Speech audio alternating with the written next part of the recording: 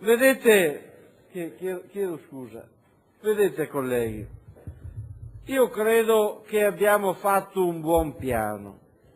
ma la partita non è mica questa, cioè non è che quello che noi abbiamo discusso, domando scusa,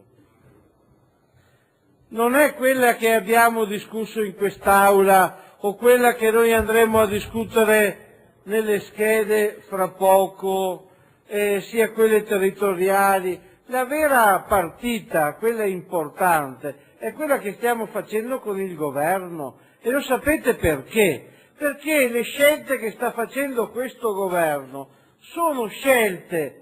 dal loro punto di vista molto semplici, perché in realtà ci propone dei tagli orizzontali, cioè questo governo ci dice: io ti tolgo 100 milioni di euro e ti dico, a fronte di questi 100 milioni di euro che ti tolgo, metti i ticket sui ricoveri, metti i ticket su determinati farmaci. E secondo me questo è inaccettabile per una regione come la nostra, dove esiste un sistema sociosanitario solidale, che non è un sistema sociosanitario contabile, perché in questo Consiglio, a torto o a ragione, a volte anche in modo un po' strumentale, e nessuno ne è escluso, chi viene qua, chi è in questo Consiglio, chi è stato eletto, è portatore di un sistema socio-economico, culturale, territoriale,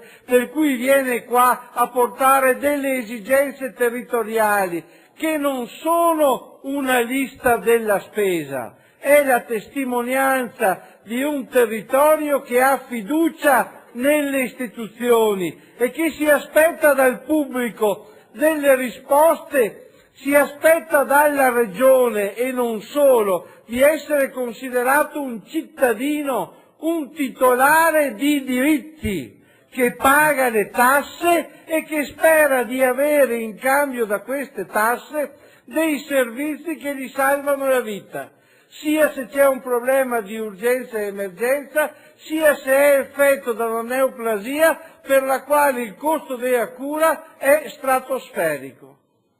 Allora noi abbiamo l'impegno di dare questa risposta, e quelle che facciamo tra di noi sono tragicamente delle schermaglie rispetto al contesto che noi stiamo vivendo nel rapporto con il governo nazionale e con la congiuntura economica. È questo il senso di responsabilità che deve uscire da questo Consiglio. Io vorrei che i nostri rappresentanti, e sono certo che lo faranno, che andranno a discutere con il governo, vadano a dire: se non ci sono soldi,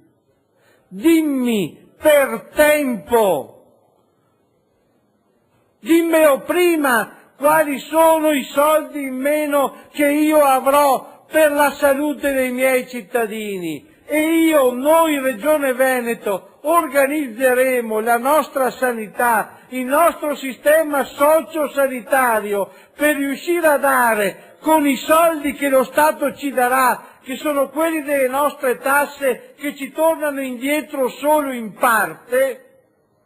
noi con i soldi che avremo, e non possiamo fare diversamente, andremo a produrre quella cosa che è possibile produrre, la migliore sotto tutti i punti di vista. E da questo punto di vista, con le schede, noi andremo ad attuare quella democrazia sanitaria per la quale tutti i cittadini hanno gli stessi diritti e ricevono gli stessi servizi sanitari dalla Regione, senza scompensazioni. E non è possibile che nella nostra Regione c'è chi produce sanità a 1.512 euro ad abitante e chi invece per produrla ne spende oltre 2.000, perché anche questo sarà un elemento che andrà affrontato nelle schede. E allora quello che secondo me è importante è che nel proseguo di questi lavori tutto ciò che si andrà a fare avvenga in una casa di vetro nella quale la scelta di mettere o non mettere qualcosa da qualche parte sia una scelta così bella, così trasparente e della quale siamo orgogliosi tutti, anche quelli che prendono le preferenze in quell'area, perché sarà una scelta che siamo in grado di difendere per il bene dei cittadini del Veneto, ma di tutti i 5 milioni che ci abitano, non solo di quelli di una zona, di un'altra, scusate, dell'appartenenza che ci può essere a qualcosa, a un territorio, a un'idea, a un partito. Per cui è questa la sfida vera. Io sono contento del piano che andiamo, spero, ad approvare e spero che non ci siano troppi voti contrari, ma non per me, sapete.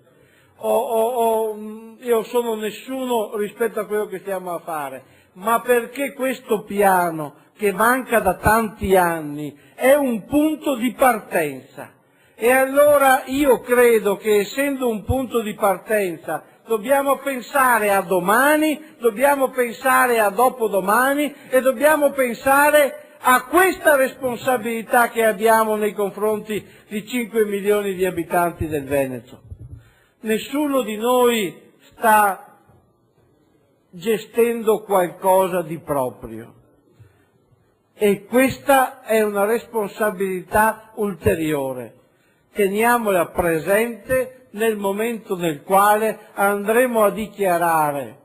sia pur attraverso un rappresentante, la nostra idea sul futuro. Sentiamoci persone libere rispetto a questa responsabilità. Grazie.